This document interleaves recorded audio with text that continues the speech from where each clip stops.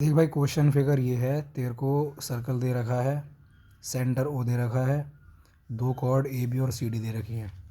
A B और C D P पे intersect करती हैं और एंगल ए पी सी तेरे को 95 दे रखा है ना। और एंगल ए ओ डी तेरे को 110 गिवन है और तुझे एंगल बी ओ सी निकालना है।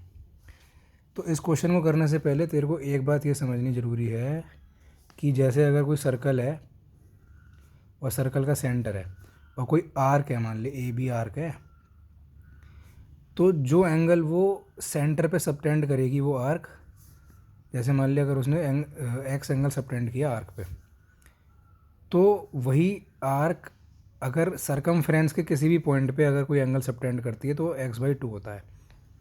जैसे अगर इस आर्क ने सेंटर पे एंगल x सबटेंड किया तो वही आर्क सरकमफ्रेंस के किसी भी पॉइंट पे एंगल x/2 सबटेंड करती है, उसका हाफ हो जाता है। तो जैसे अगर हम ए डी आर्क देखें तो ए डी आर्क ने सेंटर पे 110 डिग्री एंगल सबटेंड कर रखा है। तो यानी कि ए डी आर्क अगर कहीं पे भी सरकमफ्रेंस किसी भी पॉइंट पे अगर एंगल सबटेंड करती है तो वो 110 का आधा यानी कि 55 हो जाएगा। तो ए डी आर्क देखते हैं कि मतलब सरकमफ्रेंस पे कैसे कैसे सबटेंड कर सकती है। देख, एक लाइन यहाँ से जा रही है तो एक लाइन यहाँ से हमने बी डी जोड़ दी, ठीक है जी। तो यानी कि अगर ए ओ डी, अगर तेरा एंगल ए ओ डी जो कि यानी आर्क ए डी सेंटर पे 110 डिग्री सबटेंड कर रही है, तो वही आर्क ए डी सरकमफ्रेंस के एक पॉइंट पे यानी कि ये वाला जो तेरा एंगल है एंगल ए बी डी उसका आधा यानी कि 55 डिग्री सबटेंड करेगी, ठीक है जी। अब तुझे एक एंगल तो मिल गया है ऑलमोस्ट, मतलब तेरे को समझ में आ गया होगा जहाँ तक है कि देख, जैसे ये वाली आर्क है, इस आर्क ने सेंटर पे 110 किया तो इस आर्क ने सरकमफ्रेंस के इस पॉइंट पे 55 कर दिया, ठीक है जी। अब तू ध्यान से ना इस लाइन को देख, ये ए पी सी 95 है, तो ये सी पी डी एक स्ट्रेट लाइन है, तो अगर ये 95 है तो ये तेरा क्या हो गया 85, ठीक है जी। अब तेरा अगर ये एंगल 85 है तो तुझे ये दिख रहा होगा कि बी पी डी एक ट्राइंगल है।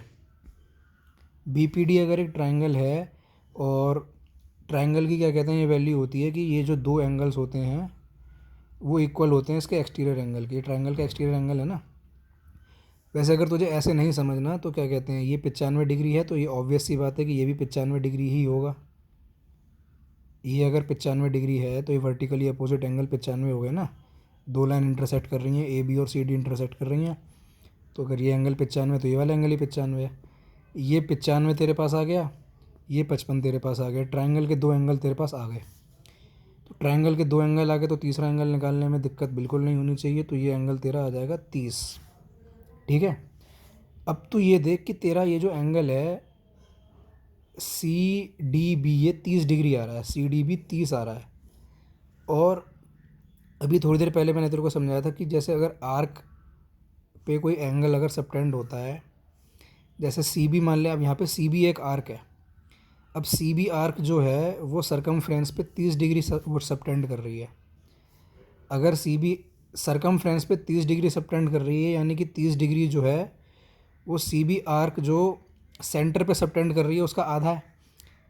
देखिए जैसे सी बी आर्क है, ये सी बी आर्क एक एंगल सेंटर पे सबटेंड कर रही है, सी बी आर्क एक एंगल तेरा सरकमफ्रेंस पे सबटेंड कर रही है।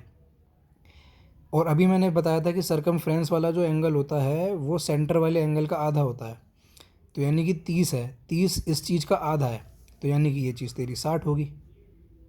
एंगल सी ओ बी या एंगल बी ओ सी तेरा 60 होगा। यही तेरा क्वेश्चन में पूछा था, आंसर तेरा 60 डिग्री आ गया।